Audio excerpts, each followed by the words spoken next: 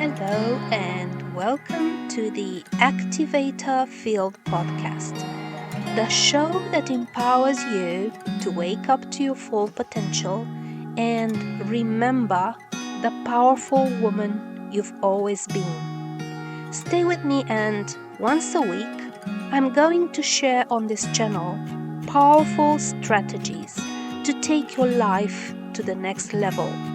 You can achieve your biggest goals and dreams, and I'm here to support your journey. Hi, I'm Paula, known as the Consciousness Activator Queen, and I'm here with you to help you raise your consciousness, gently guide you to awaken your divine power and activate the limitless potential that's already inside you. In every episode, I am revealing ancient wisdom, powerful stories from my life, a life of experience, and an original perspective about challenges.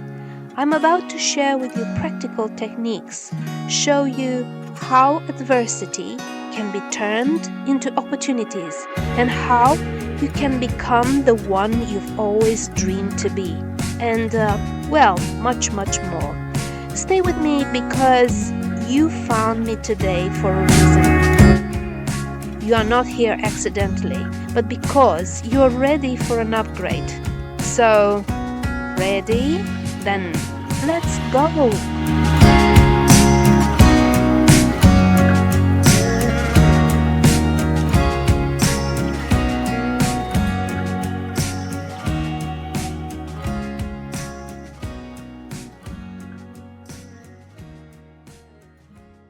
Curate these completely problem-free lives. Totally. Yeah. Like they just have this perfectly frictionless existence. Exactly. But today's deep dive is going to completely flip that idea on its head. We're looking at the writings of an author named Paula, and her core thesis is just fascinating. She says, successful people are not people without problems. Right. They are simply people who have learned how to overcome them. Yeah, and that requires a really fundamental shift in how you view hardship.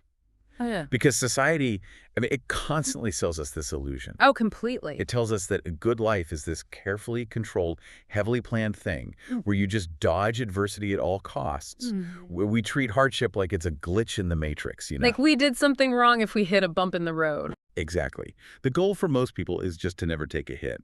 But Paula's work highlights that taking a hit is pretty much the only guarantee you get in life. Yeah, it's unavoidable. Right. So the goal isn't about avoiding the impact. It's entirely about who gets back up and how you recover your footing. And the mission of this deep dive today is to really explore Paula's framework for unleashing that power within. And I should note, her original message is very passionately geared toward women over 45. Yeah, women who are, as she puts it, done playing small. Right. But as we look at the principles of resilience and reinvention she talks about, it is so obvious that these apply to everyone. The roadblocks are just baked into the human condition. They really are. Which brings us to the first major roadblock she identifies. Okay, let's unpack this concept she calls excusitis. Yes. The excuse disease. The excuse disease. And she calls it the ultimate failure disease, which is a strong term. It is, but it's accurate. Because what makes excusitis so dangerous is that it doesn't look like you're giving up. It looks like you're just being realistic. Right. It wears a very convincing disguise. Yeah, excusitis is like a chameleon. It camouflages itself as pragmatism. It's when we blame our age, our accent, our background, or our circumstances and call it being realistic, when really it's just a pity party. What's fascinating here is the psychology behind why we do this. Because claiming to be realistic is often just a highly intellectualized way of self-soothing. Self-soothing, I like that. How so? Well, the human brain is basically a prediction engine, right? It wants cognitive closure. Okay. When you face a really complex challenge, trying to find a creative solution introduces massive uncertainty. Which is stressful. Hugely stressful. It forces the brain to stay on high alert, which burns a ton of metabolic energy. So it's exhausting. Completely exhausting. But an excuse gives you immediate closure. If you decide that you can't succeed because of, say, your age, the brain can just stop calculating. It gets to power down. Because you've already decided how the story ends. Exactly. It feels safe. But it's Paula's tough love advice that really hits home here. Right. She basically says to stop crying over spilled milk. Yes, because people who are great at making excuses are rarely good at much else. The energy you spend building this perfectly rational excuse is energy being siphoned directly away from actually solving the problem. That is such a huge point. But, to prove that beating this excuse disease is actually possible, I want to shift from the theory to a real-world stress test. And Paula's own life is the perfect example of this. It really is. We are talking about her own midlife reinvention. Because if anyone had valid excuses, it was her. Oh, for sure. So in her mid-40s, she arrives in an entirely new country. A time when society is often telling women to just slow down and settle in. Great. But she's facing a brand new system, a new language, and a totally new culture from scratch. The amount of friction there is just unbelievable. And the craziest part is the resistance she faced from the people closest to her. There is this heartbreaking specific detail in the text where her friends explicitly tell her, wait, let me get the exact quote. Yeah, it's a tough one to read. Here it is. They told her, "You will never be a manager here, not in this country. It's hard, and you don't have what it takes." Ouch. Right. Hearing that from a stranger is one thing, but from your own friends. That is devastating. It really is. And it makes you wonder, why is it that the people closest to us are often the ones who hand us our biggest limitations? Are they just projecting their own fears onto us? If we connect this to the bigger picture, it is almost entirely about cognitive dissonance.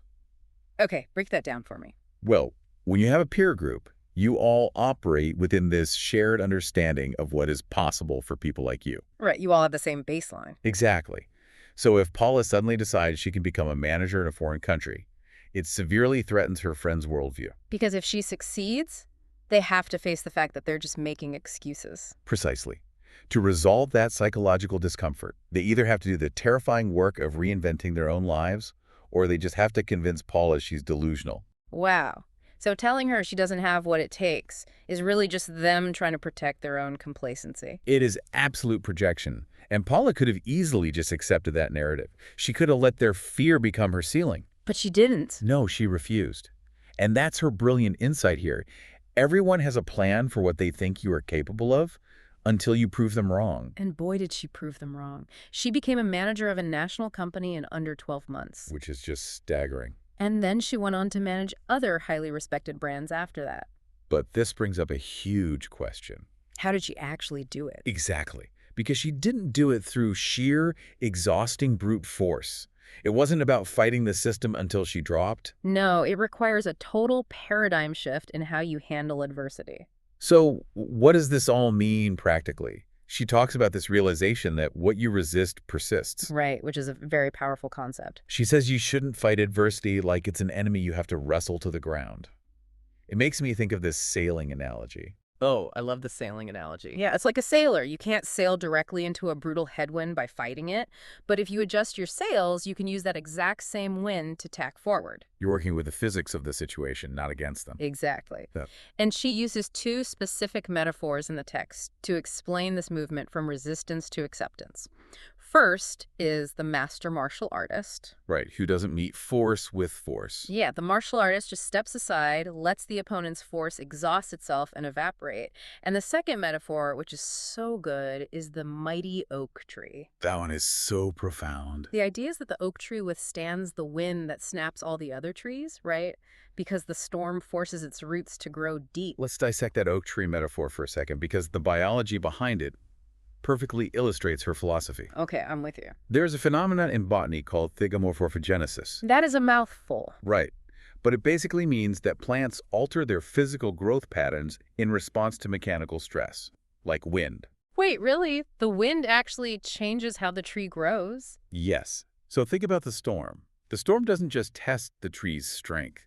It actually reveals and grows it. Oh, wow. The winds might strip the leaves and snap a few superficial branches, but the core remains. Because the roots are being forced deeper by the movement. Exactly. And for anyone listening, think about what happens when the storm finally passes. The realization isn't just that you survived. Right.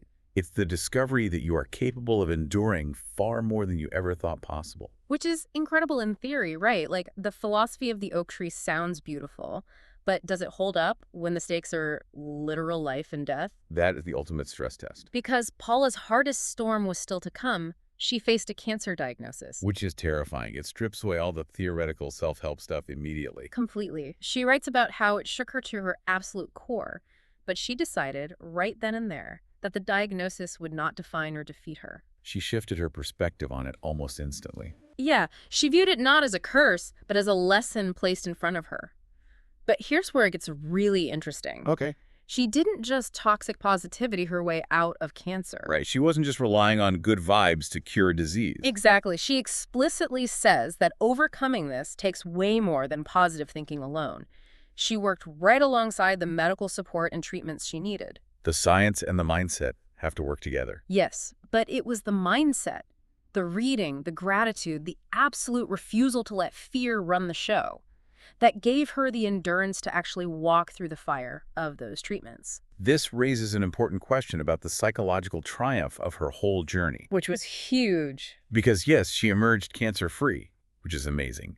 But more importantly, she emerged with this absolute faith and profound trust in herself. She knew her roots were deep enough to handle anything. Precisely. She discovered her true power by not staring obsessively at the obstacle, but by focusing on who she was becoming because of it. What you focus on grows. Exactly. And there is a real scientific backing to why her mindset helped so much during her medical treatment. Really? Like physically? Yes. When you fight reality and live in a state of pure panic, your body's flooded with stress hormones. It triggers your fight or flight response. Which is terrible for your immune system. It suppresses it completely. But by stepping aside, by accepting the reality of the diagnosis like that martial artist, she kept her nervous system calm. She created the best possible biological environment for the medicine to work. That is incredible, and it completely changes how we should look at getting older, too. Oh, absolutely. She realized that our best years are not behind us, especially for women in their 40s, 50s, and beyond. Society tells you that your peak is in your 20s or 30s. But Paula proves that all those decades of surviving storms just mean you have deeper roots now. You have accumulated resilience. You are so much stronger than you were when you were young and untested. So to pull all these key takeaways together for you listening right now, adversity is not a sign that your life has gone wrong. No, it is simply proof that you are alive. Proof that you're alive and doing something that matters. Paula echoes this beautiful Japanese proverb in her work, fall 7 times, rise for the 8th. The number of times you fall is irrelevant. Totally irrelevant. You just have to be the person who gets back up. And you can't do that if you're infected with excusitis. Right. You have to cure the excuse disease first. Stop letting other people's projections become your ceiling. Just refuse the ceiling entirely. So as we wrap up, I want to remind you of Paula's ultimate wisdom. It is a simple thought, but it is so profound. She says, you have everything inside you. You just need to remember. That really sums it up perfectly. And I want to leave you with a final thought to just mull over as you go about your day. Go for it. Think about the biggest obstacle sitting in front of you right now. We all have one. Yeah, that thing you were just exhausting yourself trying to fight. What would happen if you stopped resisting it? What if you stepped aside like the martial artist and just asked yourself, what is this storm trying to teach my roots about how deep they can go? Listen, if something shifted inside you during this episode, even just a little flutter of recognition, that's your soul saying yes. Don't ignore it. Subscribe right now. Share this with that woman in your life who's barely holding it together, but pretending everything is fine. You know exactly who I'm talking about, because you know it. The truth is this: when you give, it comes back to you 100 times over. And if you're sitting there thinking, I need more of this, like now, I've got you. Check the links below for my free resources. They are yours. Take them. And if you're ready to go all in on yourself, my 7-day mindset and body reset is waiting for you. Let's upgrade your nervous system, rewire those old patterns, and activate the higher version of you that's been waiting way too long. You don't have to figure this out alone anymore. Everything you need, it's already inside you. You just need to remember. So please subscribe, for you, not for me. Stay with me and together we can awaken the world. I'm Paula, and I'll see you in the next episode.